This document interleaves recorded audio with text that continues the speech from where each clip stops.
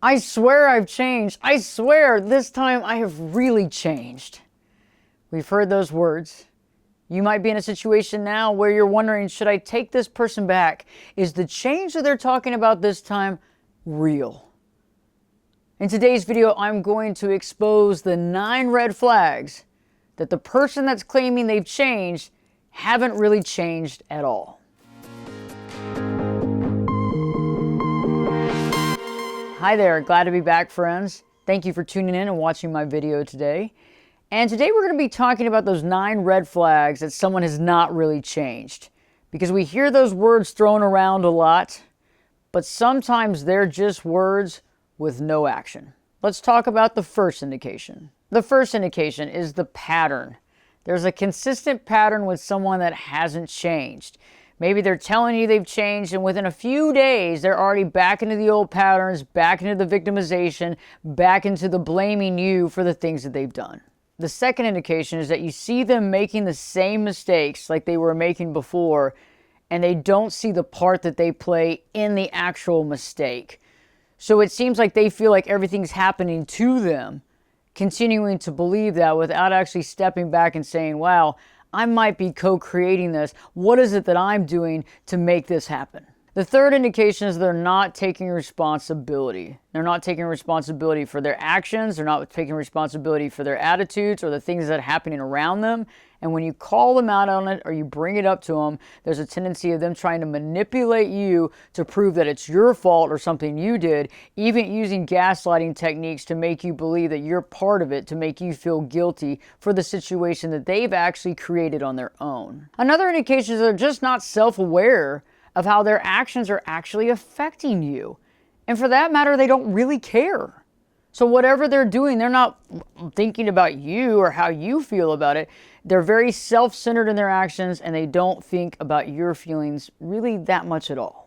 The fifth indication is that gaslighting and manipulation is still present in the relationship. Whether it's subconsciously done by them, it doesn't really matter, right? Whether it's malicious or subconsciously done, it's still present, because when people are using those techniques, they haven't broken the pattern cycle, they're not taking responsibility for their actions, and they're not actually even listening to what they're saying, because it's almost as if they're on autopilot. The sixth indication is that they play the victim. Everybody else is the source of the problem. So no matter what happens, if they lose their job, it's because of somebody at work. If something happens with a friendship, it's that other person's responsibility. It's just not ever their responsibility. They don't see that. They don't want to see that. So they want to stay in the victim reality to make it okay what they're doing.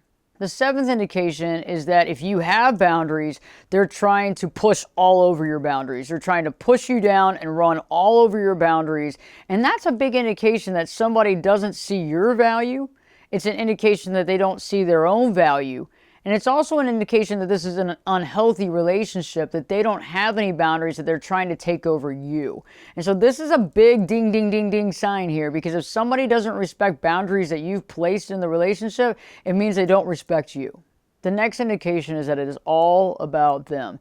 Very rarely are they going to ask you about your feelings or your thoughts or have a deep conversation about what you're going through or understanding your pain or whatever's happening. Usually it's going to be about their pain or about their issues, and they're going to want you to give them full attention on their issues. But when it comes to you wanting to vent or communicate, they're probably not going to be really a part of that conversation or even maybe in the room. The last indication that I want to bring up in today's video is the know-it-all attitude. They know everything.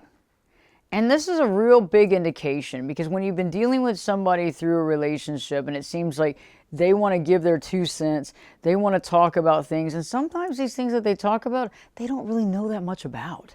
But they claim to be this genius, this person that's on the forefront of this knowledge, and it seems like they're constantly giving their 2 cents, and some of this stuff is just, it's just not true, or it's just not validated or right. And so when somebody has made real change, they know the things that they're actually really educated on. They understand the things that they can provide knowledge or helpful thoughts or hints or suggestions. But when someone's constantly knowing it all and acting as if they know everything, that's someone that really doesn't have a lot of self-awareness and someone that's extremely self-centered. I just want this video to help you out, and I know that when somebody says that they have changed, we want to believe them. We do. And it's important to give a little bit of time to see if someone really has or really hasn't. But if you're starting to realize that the person really hasn't changed and it's all lip service and a lot of these red flags are present, we need to figure out how much more time we're willing to put in this relationship or waste in this relationship before we begin to really focus on ourselves and maybe find someone in life that actually has done the work that can be at the same level as us. If you like this content and want to see more of this content, subscribe to the channel. If you like this video and it's helping you or you can help somebody else with it or spread the word, give us a like here.